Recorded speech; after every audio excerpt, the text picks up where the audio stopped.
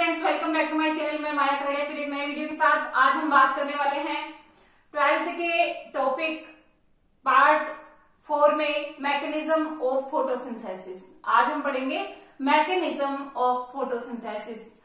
देखिए, फोटोसिंथेसिस की जो क्रिया विधि है वो किस प्रकार हरे पेड़ पौधों में संपन्न होती है।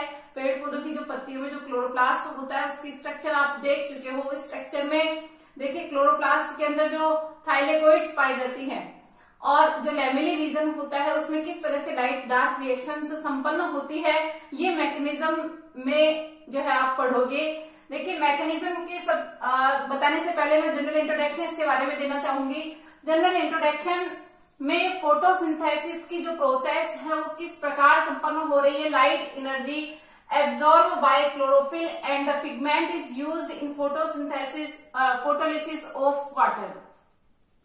लाइट एनर्जी का यूज किया जाता है, यानी सनलाइट का यूज होता है पेड़ पौधों में। एब्जॉर्ब होती है लाइट एनर्जी किसके द्वारा? क्लोरोफिल के द्वारा।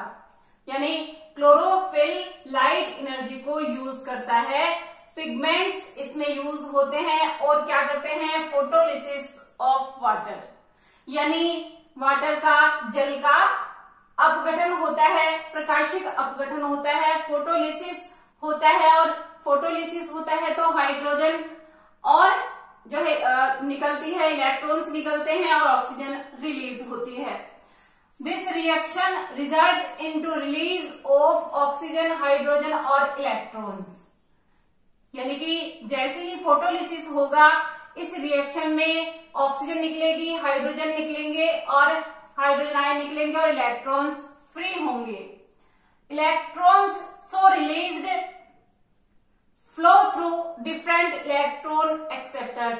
जो इलेक्ट्रॉन्स इस रिएक्शन में फोटोलिसिस में जो इलेक्ट्रॉन्स निकल रहे हैं वह इलेक्ट्रॉन्स डिफरेंट इलेक्ट्रॉन एक्सेप्टर्स के द्वारा ग्रहण कर लिए जाएंगे और ये इलेक्ट्रॉन एक्सेप्टर्स में जैसे इलेक्ट्रॉन्स आगे फ्लो होंगे इस ट्रांसपोर्ट के द्वारा एनर्जी बनती है।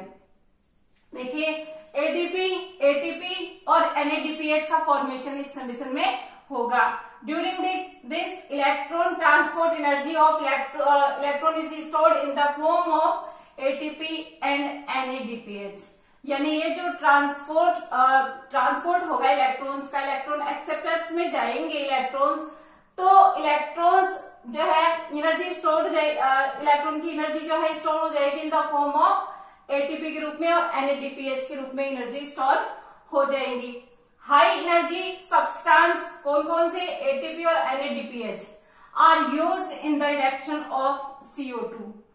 जो यहां पर एनर्जी स्टोर हो रही है वो क्या करेगी? वो एनर्जी कहाँ काम आएगी?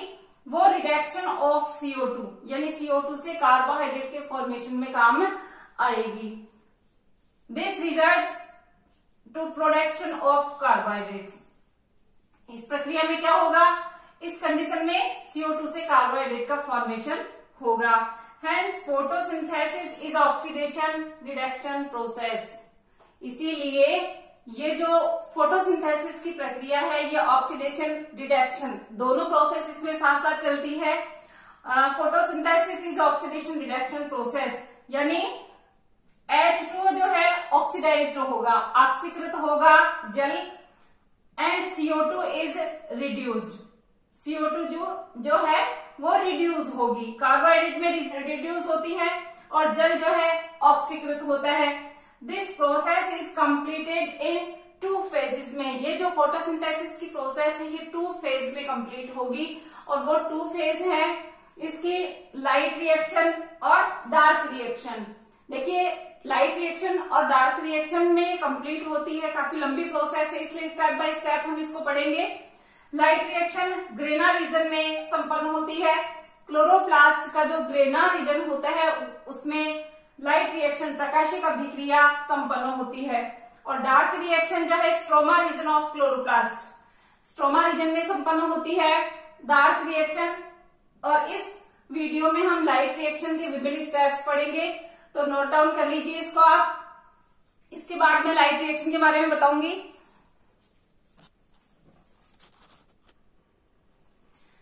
देखिए, लाइट रिएक्शन जो है फोटोकेमिकल रिएक्शन और हिल्स रिएक्शन के नाम से जानी जाती है। लाइट रिएक्शन और डार्क रिएक्शन में फोटोसिंथेसिस के मैकेनिज्म कंप्लीट होती है। तो लाइट रिएक्शन को देखिए आप कि फोटोकेमिकल रिएक्शन भी इसको कहते हैं और हिल्स रिएक्शन भी इसको कहते हैं। लाइट रिएक्शन जो है कंप्लीट होगी बहुत सारे स्टेप्स में।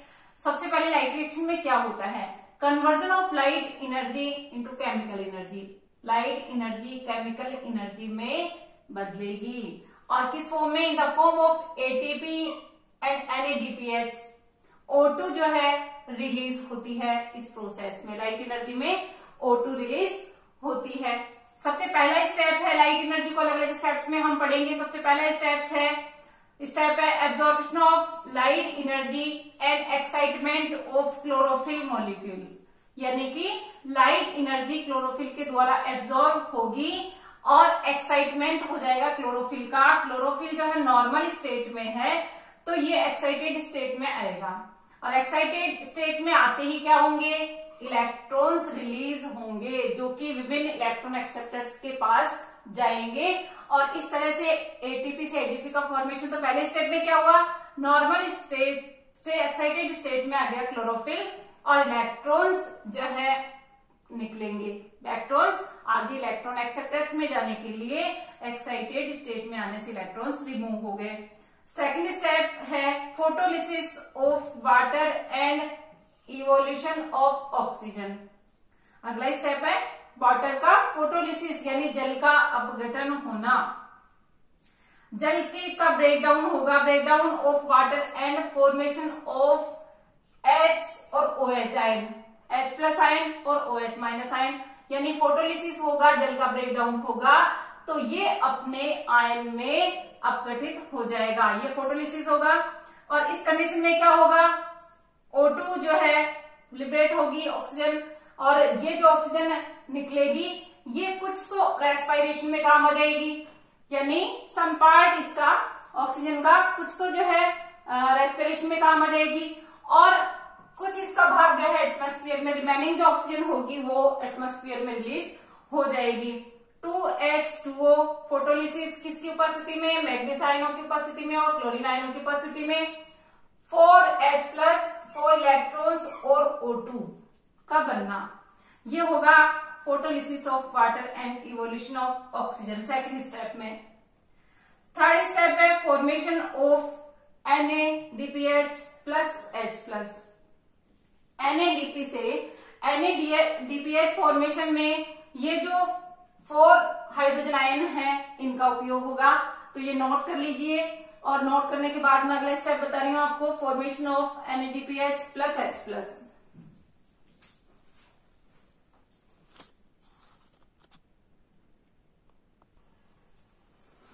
देखिए तीसरा स्टेप है formation of NADPH plus H plus.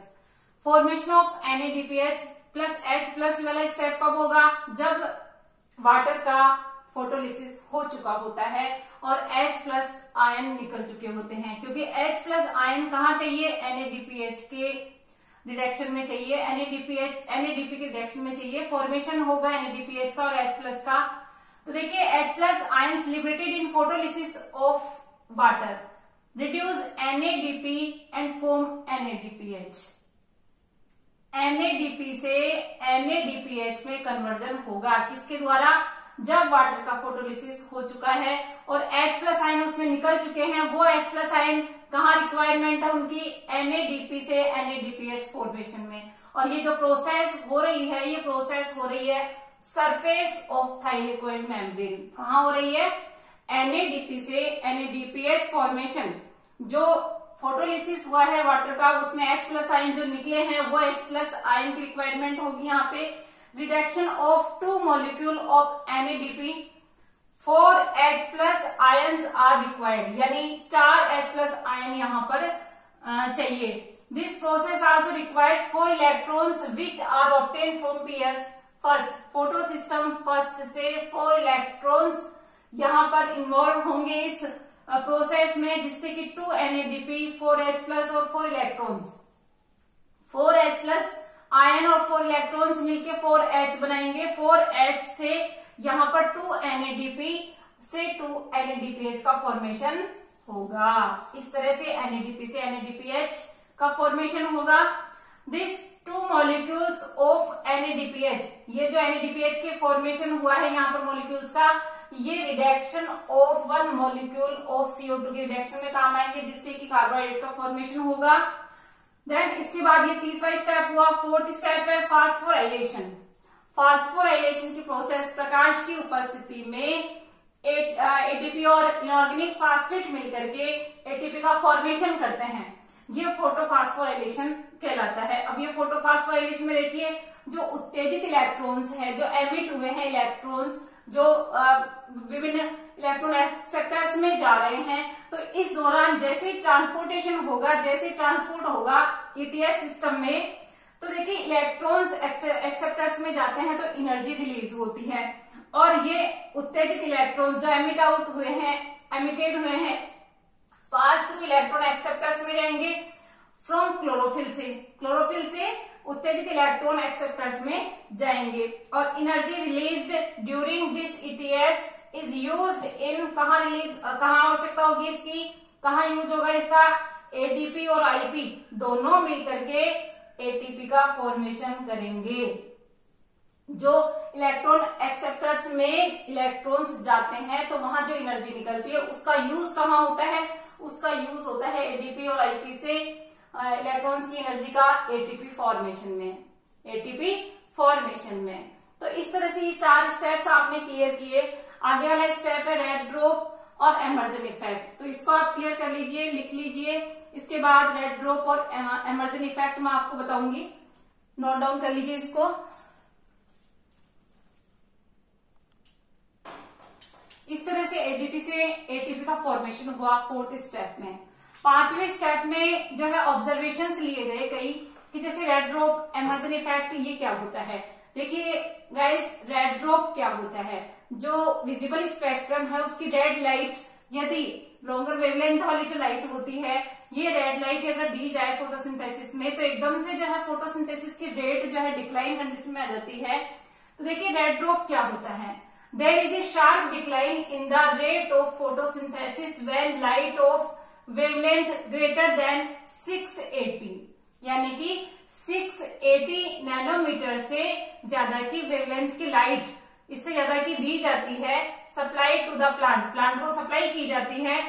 when red region of visible spectrum is supplied to the plant, it was called red drop, यानी कि डिक्लाइन हो जाता है, शार्प डिक्लाइन देखने को मिलता है, फोटोसिंथेसिस की कंडीशन एकदम से डाउन हो जाती है, रेट गिर जाती है। The rate of photosynthesis when light of wavelength greater than 680 nm से ज्यादा होती है, 680 नैनोमीटर से ज्यादा की लाइट यदि दी जाती है तो शार्प डिक्लाइन देखने को मिलता है, और इसी कंडीशन को कहते हैं रेड ड्रॉप। फोटोसिंथेसिस की रेट में डिक्लाइन देखने को मिलता है जब 680 nm से ज्यादा की जो है ग्रेटर देन 680 nm ये लाइट, इस वेवलेंथ की लाइट दी जाती है तो शार्प डिक्लाइन देखने को मिलता है, और इसको कहते हैं रेड ड्रॉप। देन इसके बाद और जो है एक्सपेरिमेंट किए गए, ऑब्जर्वेशंस लिए गए, ये एमर्जन इफेक्ट भी उसी में आता है कि शॉर्टर और लॉन्गर वेवलेंथ की लाइट यदि दी जाती है, अगर साथ साथ दी जाती है, तो साथ साथ देने में क्या होता है, रेट ऑफ फोटोसिंथेसिस एकदम से हाई हो जाती है। Rate of photosynthesis more than sum total of rate when both the shorter and longer wavelength beams are supplied separately. अलग अलग जो है शॉर्टर और लॉन्गर वेवलेंथ के बीम यदि दिए जाते हैं, लाइट दी जाती है, अलग अलग दी जाती है, और उनका टोटल किया जाता है, उससे ज्यादा जो है ये देखने को मिला when plants are supplied with light shorter wavelength along with longer wavelength, यानी कि दोनों को साथ साथ दिया जाता है, शॉर्टर वेवलेंथ की लाइट को और लॉन्गर वेवलेंथ की लाइट को यदि साथ साथ दिया जाता है तो रेट ऑफ फोटोसिंथेसिस ज्यादा हो जाती है, रेट ऑफ फोटोसिंथेसिस ज्यादा हो जाती है, बजाय इसके कि अलग अलग शॉर्टर और लॉन्गर वेवलेंथ की लाइट को देख करके रेट देखी जाती है फोटोसिंथेसिस की, और उनका टोटल किया जाता है, उससे ज्यादा कब होती है, जब दोनों को साथ साथ दिया जाता है। तो ये कहलाता है एमर्जन इफेक्ट। देखिए इस ऑब्जर्वेशन के आधार पे 2 पिगमेंट सिस्टम जो है पाए गए प्लांट्स में। 2 पिगमेंट सिस्टम पाए गए, पीएस फर्स्ट और पीएस सेकंड। पीएस फर्स्ट के जो पार्टिकल्स होते हैं क्लोरोप्लास्ट के, वो बिल्कुल स्मॉलर पार्टिकल्स, लाइटर पार्टिकल्स होते हैं, और PS first pigment system second और pigment system first. Pigment system second में लार्जर पार्टिकल्स होते हैं, हैवियर पार्टिकल्स होते हैं। पिगमेंट सिस्टम फर्स्ट और सेकंड को फोटो सिस्टम फर्स्ट और सेकंड भी कहते हैं।